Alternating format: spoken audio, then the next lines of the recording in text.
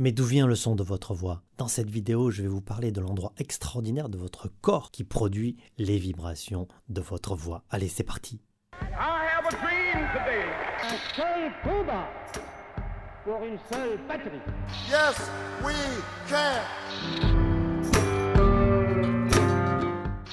Alors d'où vient le son de notre voix? Vous avez sans doute vu une vidéo précédente où je vous parlais des 3 étages de la voix, la soufflerie, les cordes vocales et les résonateurs. Si ce n'est pas le cas, je vous la mets en lien au-dessus et je vous conseille d'aller la regarder, elle est assez primordiale lorsqu'on s'intéresse à la voix. Et aujourd'hui, je voudrais faire un focus particulier sur le 2e étage, sur le vibrateur laryngé et plus spécifiquement sur le larynx. Le larynx, c'est un peu la maison des cordes vocales. C'est là qu'elles sont, c'est là qu'elles habitent, c'est là qu'elles vibrent. Et je vais vous expliquer où est le larynx, de quoi est composé le larynx et comment il fonctionne. Alors, le larynx se situe ici, dans cette partie-là de la gorge. D'ailleurs, vous pouvez le toucher délicatement avec vos doigts et vous sentez quelque chose d'à la fois solide mais fragile. Solide mais fragile, mais oui, parce que ce ne sont pas des os, mais des cartilages. Le larynx est donc un empilage de cartilages. Et je vais vous expliquer lesquels sont-ils et vous allez voir quel est leur rôle dans la phonation. Alors je ne vais pas vous faire un cours d'anatomie comme en fac de médecine, mais je crois que lorsqu'on utilise sa voix tous les jours,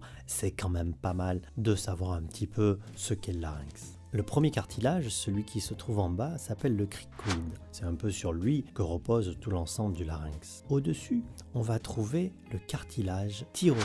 Tiens, thyroïde, ça vous dit quelque chose? Bah oui, la glande thyroïde. Mais pourquoi? Eh bien, figurez-vous que la glande thyroïde va recouvrir du coup une partie de ce cartilage, du coup qui s'appelle lui aussi thyroïde. Ce cartilage qui ressemble un petit peu à un livre ouvert et qui se situe vraiment ici au niveau de la pomme d'Adam est très important parce qu'en fait c'est sur ce cartilage-là que les cordes vocales vont être fixées. Ensuite, il y a 2 autres petits cartilages qui s'appellent les aryténoïdes. En fait, eux, ils sont à l'opposé des cordes vocales. Donc d'un côté, je viens de vous le dire, les cordes vocales étaient attachées au cartilage thyroïde et de l'autre côté aux aryténoïdes. Les aryténoïdes, ce sont des cartilages en forme d'étoile. Ces cartilages vont pouvoir tourner sur eux-mêmes, ce qui va permettre aux cordes vocales de s'ouvrir ou de se fermer. La fonction des aryténoïdes, vous l'avez compris, c'est donc d'ouvrir les cordes vocales ou de les fermer. Quand est-ce qu'on les ouvre? Quand on veut respirer. Et quand est-ce qu'on les ferme? Lorsqu'on veut émettre un son.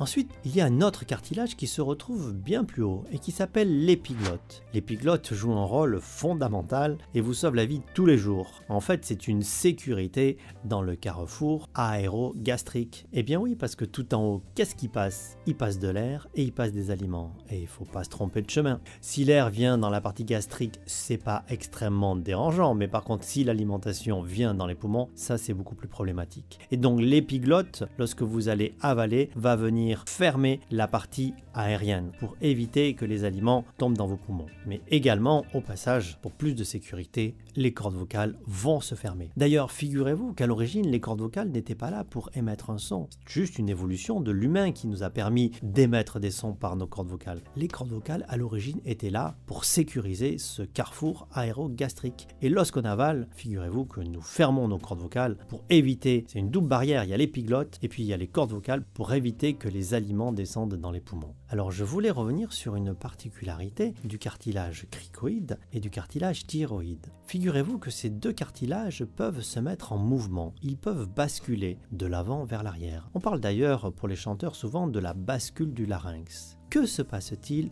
lorsque ces cartilages basculent? Eh bien, lorsque ces 2 cartilages vont se rapprocher vers l'avant, que le thyroïde va descendre ou le cricoïde va remonter, ça va mettre en tension les cordes vocales. Et du coup, tension sur les cordes vocales, comme sur une corde de guitare, ça fait un son plus aigu. Et à l'inverse, lorsque ces 2 cartilages vont s'éloigner sur l'avant, ça va détendre les cordes vocales. Et toujours pareil, comme sur une corde de guitare, lorsqu'on détend la corde, ça fait des sons plus graves. Alors pour les chanteurs, mais aussi d'ailleurs pour les orateurs, parce que n'oubliez pas, messieurs et mesdames les orateurs, lorsque vous parlez, il y a une mélodie dans votre voix parlée. On appelle ça d'ailleurs la prosodie. Et bien donc, lorsque l'on s'exprime ou lorsqu'on chante, il y a différentes hauteurs de notes qui apparaissent. Et ces différentes hauteurs de notes viennent de ce qu'on appelle du coup la bascule du larynx. larynx, qui vient donc de cet écartement différent entre le cricoïde et le thyroïde. Voilà, j'espère que cette vidéo vous aura plu et qu'elle vous sera utile pour comprendre davantage votre appareil phonatoire et du coup le faire fonctionner de mieux en mieux. N'hésitez pas à la liker, à vous abonner à la chaîne YouTube si ce n'est pas fait, à activer la petite clochette pour n'en louper aucune et puis partager autour de vous.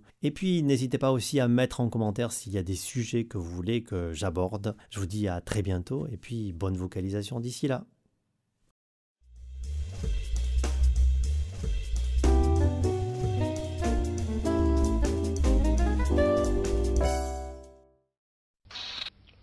Au revoir.